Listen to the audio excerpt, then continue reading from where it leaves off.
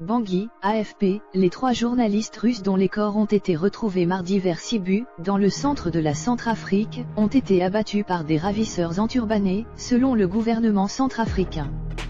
9 ravisseurs enturbanés ne s'exprimant ni en français ni en Sengo, une langue nationale de Centrafrique, ont tué par balle les 3 journalistes après avoir volé leur véhicule, a indiqué le porte-parole du gouvernement Ange-Maxime Kasaïwi dans une déclaration mardi soir en Sengo à la télévision nationale, mentionnée mercredi en français dans un communiqué de Reporters sans frontières, RSF. La justice centrafricaine, les autorités fédérales russes et la mission de l'ONU en Centrafrique, MINUSCA, ont lancé une enquête sur les circonstances des décès du reporter de guerre Orkan Jemal. Un journaliste aurait été tué sur le champ, 2 autres seraient morts des suites de leurs blessures, selon monsieur du documentariste Alexandre Rastorgouyev et du caméraman Kirill Radchenko. Kasaïwi, qui a indiqué à l'AFP que l'un des journalistes se serait violemment opposé aux hommes armés qui voulaient voler leur matériel. Ces détails ont été fournis par le chauffeur du véhicule, qui a été blessé, selon le ministre. L'attaque s'est déroulée à quelques kilomètres au nord de Sibu, ville située sur l'axe Bangui, Kaga-Bandoro, a déclaré à l'AFP un membre de la MINUSCA sous couvert d'anonymat.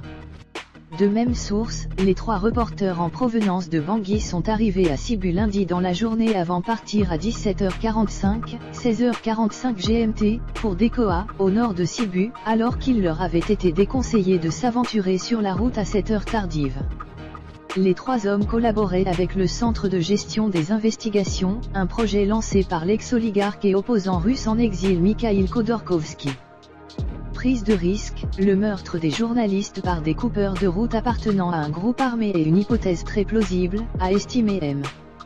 Ils ont pris des risques très peu calculés et à mon sens démesurés, a-t-il ajouté. Kasaïwi, interrogé par l'AFP. Ils avaient des visas touristiques.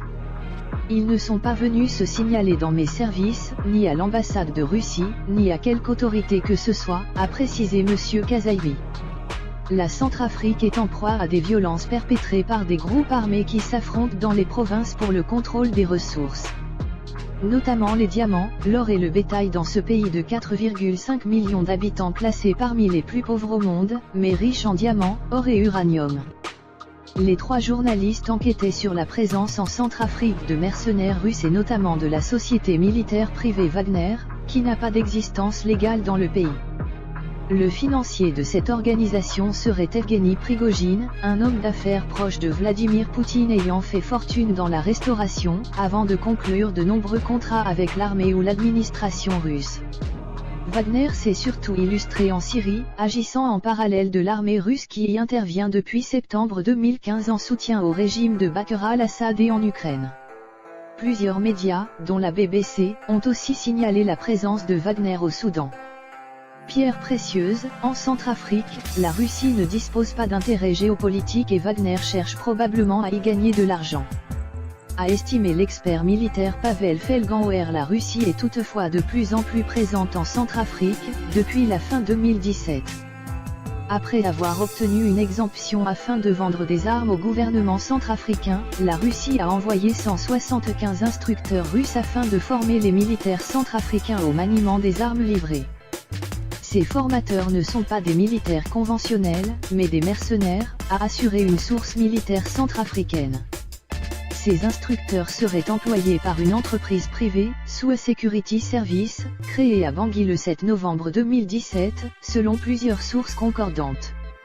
SUA Security Service, géré par un gradé du ministère de la Défense russe, serait également utilisé pour assurer la sécurité de l'Obey Invest, une société minière créée le 25 octobre 2017 à Bangui et qui a déjà décroché des concessions minières, a précisé une source diplomatique. L'Obey Invest appartient à Evgeny Khodotov, qui dirige aussi M-Finance, ayant pour activité principale l'extraction de pierres précieuses.